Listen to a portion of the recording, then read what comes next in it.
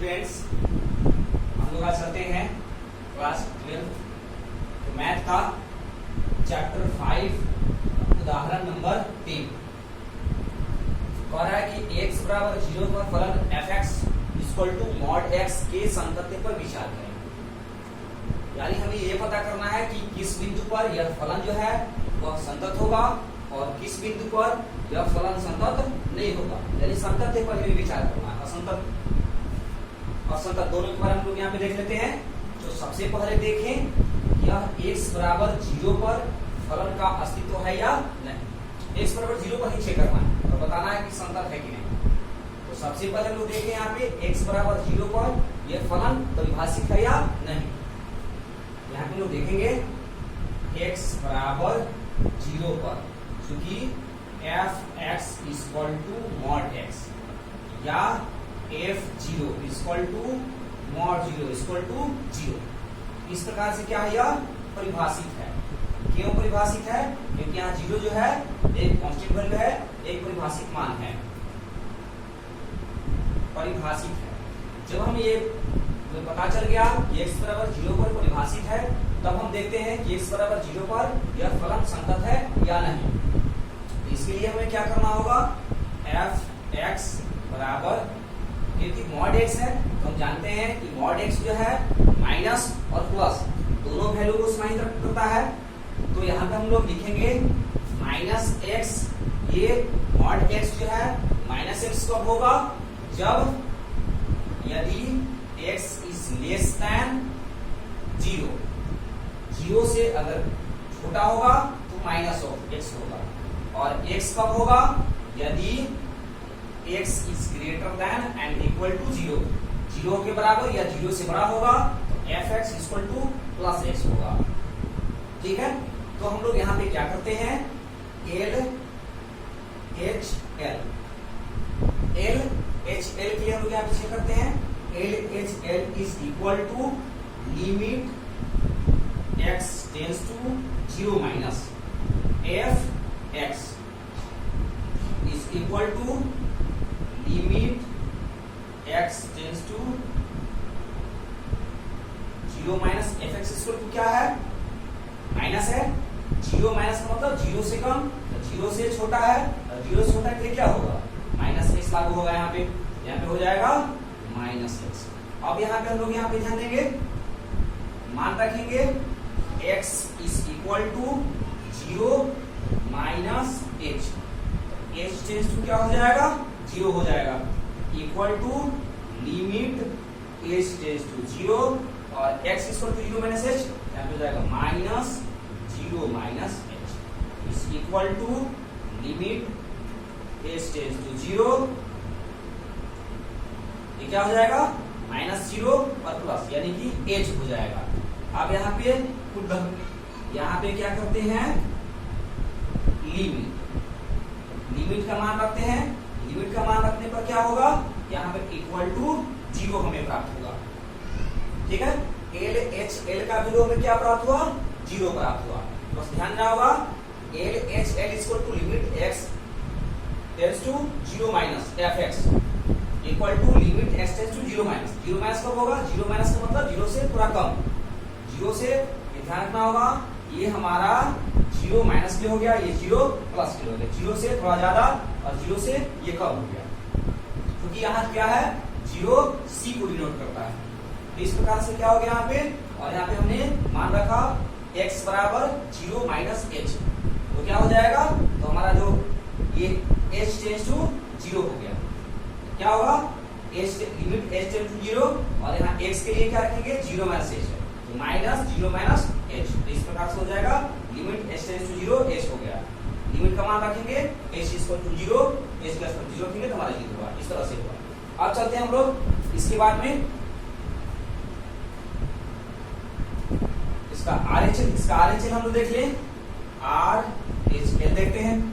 RHL क्या होगा, limit x tends to 0 plus f(x) is equal to limit x tends to 0 plus. 0 plus जो है कब होगा, जब यानी कि x जो है 0 से बड़ा है। 0 से बड़ा क्या है, ये हमारा लागू होगा, x होगा, ये हो जाएगा हमारा x होगा। अब यहाँ पे हम लोग पुट x इक्वल टू मान रखते हैं, x इक्वल टू क्या रखेंगे 0 प्लस h रखते हैं, 0 प्लस h रखेंगे और h टेंस टू क्या हो जाएगा 0 हो जाएगा, इक्वल टू हो गया लिमिट h टेंस टू 0, ठीक है, और x के स्थान पे क्या होगा 0 प्लस h हो जाएगा, is equal to limit h tends to 0, 0 plus h equal to h। अब यहाँ पे पुट द लिमिट, यहाँ पे लिमिट का मान रखने पर, लिमिट रखने पर तो क्या हो जाएगा 0 हो जाएगा, h इक्वल टू 0 है, 0 हो गया। अब हम ये देख रहे हैं कि LHL का वैल्यू 0, RHL का वैल्यू 0, LHL RHL यहाँ पे बराबर है और यहाँ F0 इक्वल टू भी 0 है, ठीक है, यानी कह सकते हैं इसलिए ऐसे चूंकि limit x tends to 0 minus fx equal to limit x tends to 0 plus fx equal to f0, f0 का भी वैल्यू 0 है और limit x tends to 0 minus के लिए भी fx के लिए भी 0 है, तो इस प्रकार से ये तीनों क्या हो गया बराबर हो गया, इसलिए x बराबर 0 पर फलन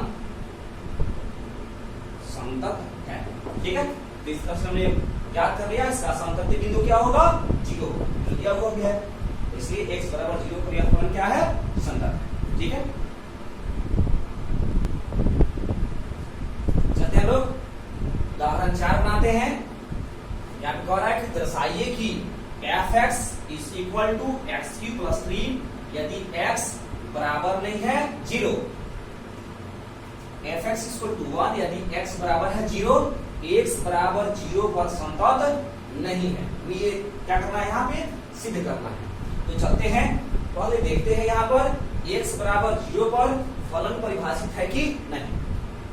यहाँ पर लिखेंगे x बराबर 0 पर fx 0 पर f बराबर 0 पर fx क्या है, x बराबर 0 पर हमारा fx इक्वल टू 1 है, ठीक है, तो क्या हो जाएगा यहाँ पे fx इज इक्वल टू 1 हो गया, या f0 इक्वल टू x का वैल्यू 0 रखेंगे, यहाँ पे x है नहीं, इस प्रकार से j का टेम हो जाएगा, या ऐसे भी सोचा जाता है यहाँ x का वैल्यू 0 लोग बहुपद में पढ़े हैं, इस प्रकार से यहाँ पे ये नहीं लिखें, x का वैल्यू अगर 0 लिखते हैं तो क्या हो जाएगा 0 का पावर 0 इक्वल टू 1, इसको हम यहाँ पे नहीं लिखें, यहाँ पे x नहीं है इसलिए j का टेम 1 हो जाएगा। तो यहाँ पे हम चलते हैं कि ये 1 क्या है, एक परिभाषित संख्या है, ठीक है, एक कांस्टेंट वैल्यू है, तो इसलिए कहते हैं यहाँ पे परिभाषित है, ये फलन क्या है हमारा परिभाषित है। अब हम यहाँ पे जान गए कि x बराबर 0 पर फलन जो है यह परिभाषित है, तो हम देखें कि x बराबर 0 पर संतत है कि नहीं।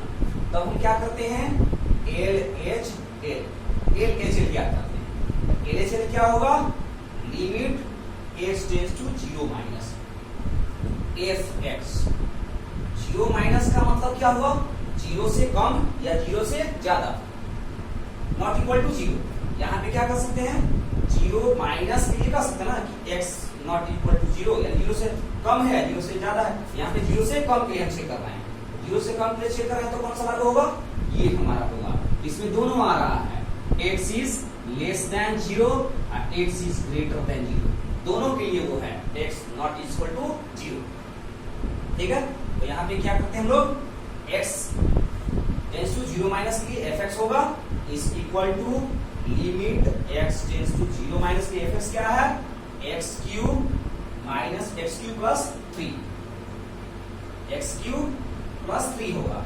अब यहाँ पे क्या करेंगे x is equal to 0 minus h, x का मान क्या रखेंगे लोग 0 माइनस h, 0 माइनस है तो 0 माइनस h है ना, तो यहाँ पे क्या हो जाएगा h टेंस टू 0, यहाँ पे रखेंगे लिमिट h टेंस टू 0 क्या हो जाएगा x के स्थान पे 0 माइनस h, 0 माइनस h का whole cube plus 3 is equal to क्या हो जाएगा, इज इक्वल टू हो जाएगा limit h tends to 0 minus h का whole cube is equal to minus h cube plus 3।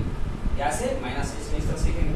अब यहाँ पे पुट द लिमिट, लिमिट का हमें मान रखेंगे हम लोग, तो क्या होगा h इक्वल टू 0 रखते हैं हम लोग, क्या हो जाएगा 0 क्यूब माइनस 0 क्यूब प्लस 3 यानी 0 प्लस 3 इक्वल टू 3।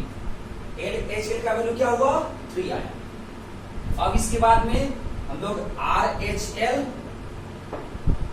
देखिएगा, RHL जो है RHL का वैल्यू 3 आएगा। क्यों, इसलिए क्योंकि RHL के लिए भी यही लागू होगा, x इज लेस देन 0 और x इज ग्रेटर देन 0 दोनों के लिए ही लागू होगा। यानी कि x नॉट इक्वल टू 0 कहने का मतलब कि x या तो 0 से छोटा है या x 0 से बड़ा है। ठीक है, तो चलते हैं बनाते हैं इसको। Limit x tends to 0 plus fx is equal to limit x tends to 0 plus x cube plus 3 put हम क्या करेंगे x equal to 0 plus h, x equal to c plus h रखते हैं। यहाँ c क्या है, शून्य है, 0 है, इज इक्वल टू, और यहाँ पे क्या हो जाएगा h tends to 0 limit h tends to 0, जैसे h टेंड्स टू 0 रखेंगे तो क्या हो जाएगा हमारा x equal to 0 plus h हो जाएगा। तो हो गया 0 प्लस h का होल क्यूब प्लस 3 यानी कि limit h tends to 0 h cube plus 3 put the limit, limit का मान रखते हैं हम लोग, लिमिट का मान रखेंगे क्या हो जाएगा हमारा हो गया यहाँ पे 0 क्यूब प्लस 3 इक्वल टू 3 हो गया। ठीक है, इस तरह से हमारा LHL और RHL, यहाँ LHL का वैल्यू 3 हुआ, RHL का वैल्यू 3 हुआ। अब हम देखते हैं कि LHL बराबर RHL इक्वल टू F0 होगा कि नहीं। यहाँ पे देख रहे हैं LHL का वैल्यू 3 आया और RHL इक्वल टू 3 आया और F0 इक्वल टू 1 है। तो यहाँ पे देखें क्योंकि LHL ऐसे limit x tends to 0 minus fx equal to limit x tends to 0 plus fx not is equal to f0 के बराबर तो है नहीं वहां पे। और परिभाषा से हम लोग क्या देखे हैं, या सॉल्यूशन में क्या देखा है कि तीनों बराबर होने चाहिए, जबकि यहाँ तो बराबर है नहीं, तो बराबर नहीं तो इसका मतलब क्या होगा कि x बराबर 0 पर संगत नहीं है, इसलिए x बराबर 0 पर फलन संगत नहीं है। प्रूफ इस प्रकार से ये उदाहरण 4 जो है वो प्रमाणित हुआ। अब चलते हैं हम लोग नेक्स्ट उदाहरण की ओर। चलते हम लोग देखते हैं उदाहरण 5। उन बिंदुओं की जांच करें जिन पर अचर फलन fx is equal to k संतत है। तो यहाँ पे ध्यान देना होगा, किसी एग्जैक्ट बिंदु को नहीं कह रहा है, तो हम लोग क्या करेंगे सभी वास्तविक संख्याओं के लिए देखेंगे, लिखेंगे यहाँ पे x बराबर c पर, जहां क्या है c वास्तविक संख्या है, वास्तविक संख्या है। ठीक है, तो हम लोग चलते हैं, पहले देख ले रहे हैं कि यह जो फलन है x बराबर c पर यानी वास्तविक संख्या पर यह परिभाषित है कि नहीं। f x is equal to k, क्योंकि f x equal to k है, या f c is equal to क्या हो जाएगा k होगा। k क्या है, k भी क्या है एक वास्तविक संख्या है, वास्तविक संख्या है, यानी कि इस तरह से परिभाषित है। ठीक है, अब हम जान गए कि यहाँ पे क्या है x बराबर c पर यह फलन परिभाषित है। तब हम लोग इसको क्या करते हैं बिंदुओं को ज्ञात करते हैं जिस पर f बराबर एफ एक्स इक्वल टू के संतत है। यहां पे लिखेंगे हम लोग limit x tends to x बराबर क्या है c है, x टेंस टू यहां c minus F x is equal to हो जाएगा limit x tends to c minus F x equal to क्या है, k है। अब यहां पे रखेंगे put x equal to c minus h, क्या हो जाएगा h tends to 0 equal to limit h tends to 0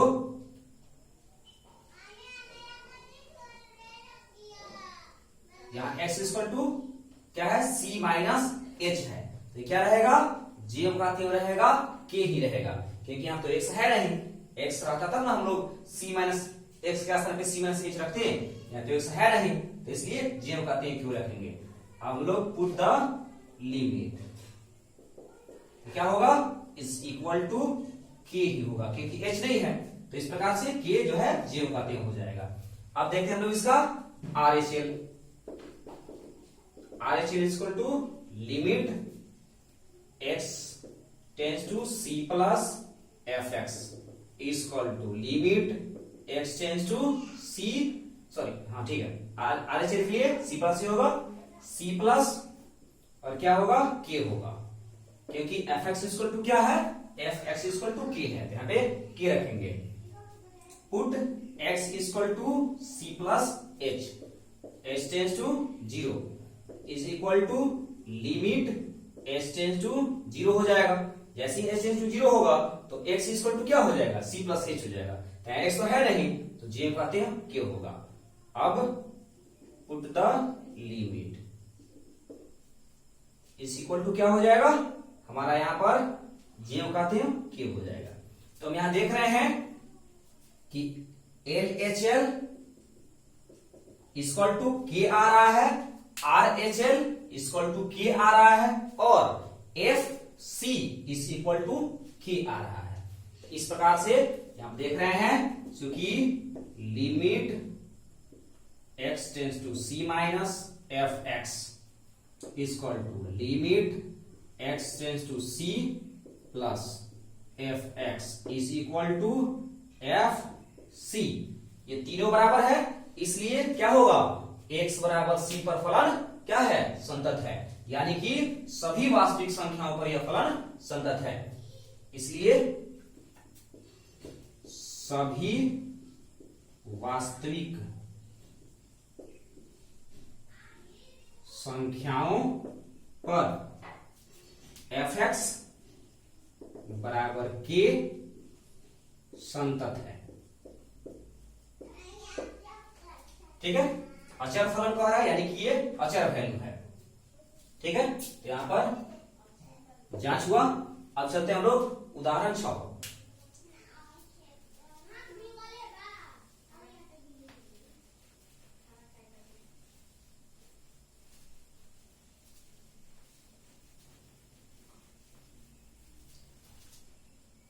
देख रहे हैं उदाहरण 6 हम लोग कह रहा है कि सिद्ध कीजिए कि वास्तविक संख्याओं के लिए तत्समक फलन F x equal to X प्रत्येक वास्तविक संख्या के लिए संगत है। यहां पर भी लगभग उदाहरण 5 के जैसा ही है। यहां पर हम लोग देखें, पहले हम लोग देखेंगे यहाँ पे कोई वैल्यू तो दिया नहीं है तो यहाँ पे क्या लिखेंगे प्रत्येक वास्तविक संख्या कह रहा है तो एक्स बराबर सी पर, यहाँ सी क्या है जहां सी वास्तविक संख्या है, वास्तविक संख्या है। तो हम लोग सबसे पहले देखें कि यह x बराबर c पर यह फलन जो है परिभाषित है या नहीं। तो F x equal to X है तो या एफ सी इक्वल टू क्या हो जाएगा, एक्स के स्थान पे सी में रखा तो एक्स के स्थान पे क्या हो जाएगा सी क्या है एक वास्तविक संख्या है इसलिए फलन क्या है परिभाषित है। यह फलन क्या है परिभाषित हो गया। अब जैसे ही फलन परिभाषित हुआ तो हम लोग LHL और RHL ज्ञात करें तो इसका LHL हो जाएगा LHL is equal to limit x tends to क्या हो जाएगा हमारा c माइनस एफ एक्स, ठीक है, is equal to limit X tends to C minus F X क्या है, F x equal to X है, तो यहाँ पे एफ एक्स का हम क्या करेंगे, एक्स लिखेंगे। अब यहाँ पे put X is equal to C minus H, तो क्या हो जाएगा, एच टेंस टू जीरो हो जाएगा, is equal to limit H tends to zero, और एक्स क्या क्या रखेंगे, सी माइनस एच हो जाएगा, ठीक है। अब यहाँ पे पुट द लिमिट, क्या हो जाएगा, एच के स्थान जीरो रखेंगे तो C minus zero is equal to C हो जाएगा, तो यहाँ पे एच का वैल्यू क्या हो गया, सी हो गया। अब हम लोग आर एच एल ज्ञात करते हैं। आर एच एल क्या है, आर एच एल है हमारा limit H tends to C plus F x equal to limit X tends to C plus F X क्या है, एक्स है, put X equal to C plus H, यहां जो रहेगा उतना प्लस एच हो जाएगा, यहां माइनस है तो सी माइनस एच हो गया, एच टेंस टू जीरो, तो क्या हो जाएगा यहाँ पे, is equal to limit X tends to H tends to zero, तो एक्स क्या हो जाएगा, सी प्लस एच। आप क्या करेंगे, पुट द लिमिट का मान रखने पर जैसे एच टू जीरो रखेंगे तो क्या हो जाएगा, इज इक्वल टू सी हो गया। यहाँ पे हम देख रहे हैं L H L is equal to R H L is equal to F C, क्योंकि अभी सी आ रहा है, यह भी तीनों सी आ रहा है, यहाँ पे लिखेंगे क्योंकि L H L is equal to R H L is equal to F C, ठीक है। इसलिए डिटेल्स में ऐसे लिख सकते हैं, एल एच एल का स्थान पे रख सकते हैं, आर एच एल का स्थान पे यहाँ पे रख सकते हैं, जैसे हमने उदाहरण 5 में लिखा। इसलिए क्या होगा यहाँ पे, वास्तविक संख्याओं के लिए, इसलिए सभी वास्तविक संख्याओं के लिए, इसलिए वास्तविक संख्याओं के लिए